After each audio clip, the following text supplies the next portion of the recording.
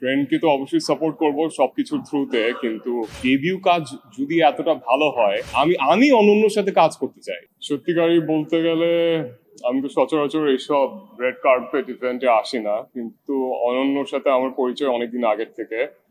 আমার ফ্রেন্ড, তো ফ্রেন্ডকে তো ফ্রেন্ডের সাপোর্ট অবশ্যই করতে হবে। আর চয়নিকা দিদি আমার ছবির প্রিমিয়ারে এসেছিল, তো আজকে কোনো ওয়েতে আমি মিস করতাম না নয়নটের প্রিমিয়ার। ফ্রেন্ডের জায়গা থেকে বলছি না, অনন্যর কাজ অত্যন্ত ভালো।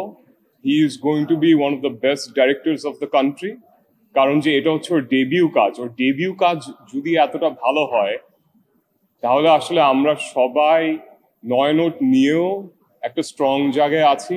আর ভবিষ্যতে ওর মানে এই কাজটা সবার দেখার দরকার, কিন্তু ওর পরের কাজগুলি যখন ওকে আরো একটা বড় বাজেট দেওয়া হবে, আমি কনফিডেন্ট এই ছবিটা দেখে বলতে যে আরো বেটার করবে ও। অ্যান্ড বিজিএম বলেন, মিউজিক বলেন, অ্যাক্টিং বলেন, সবকিছুই ভালো লেগেছে, কিন্তু আমি বলবো সবচেয়ে স্ট্রংগেস্ট পয়েন্ট ছিল এই ছবির স্ক্রিপ্ট, আর অনন্য এই ছবির রাইটারও। So not only did he direct, but he also wrote this film as well.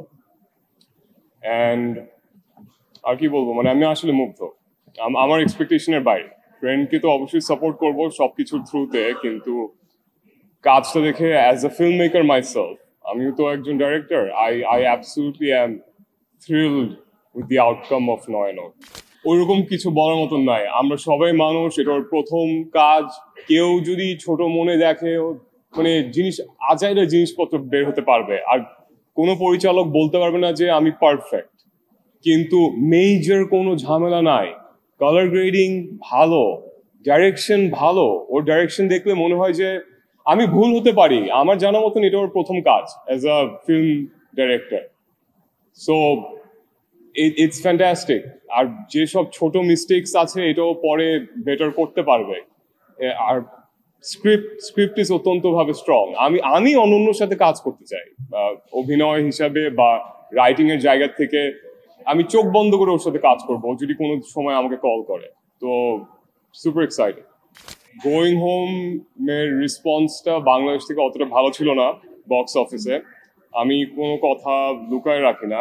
তো আমি আসলে আমার ফ্যামিলিগত দিক থেকে বিজনেসে ব্যস্ত। আমার নিজের একটা ছোট্ট আউটসোর্সিং ব্যবসা আছে। একটা শর্ট ফিল্ম করেছি, ওটা ইন্টারন্যাশনাল ফিল্ম ফেস্টিভ্যালস গুলিতে কম্পিট করছে, তো সেটা নিয়ে আর কি থাকি। তো ইমিডিয়েটলি আমি কোনো প্রজেক্টের ব্যাপারে কমেন্ট করতে চাচ্ছি না, কিন্তু অবশ্যই ফিল্মের জায়গা আমি কোনো সময় আমার মনের থেকে বলেন বা শরীরের থেকে বলেন ভুলা তো সম্ভব না।